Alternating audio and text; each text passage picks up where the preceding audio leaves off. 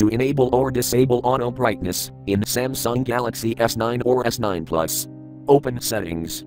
From a home screen, swipe up or down from the center of the display to access the apps screen.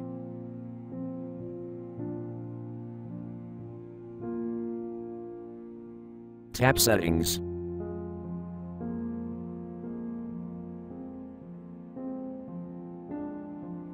Tap Display.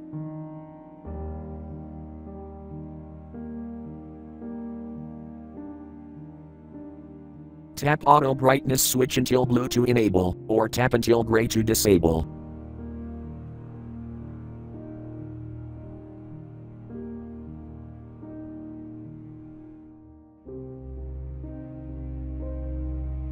You can also enable or disable auto brightness via notifications panel.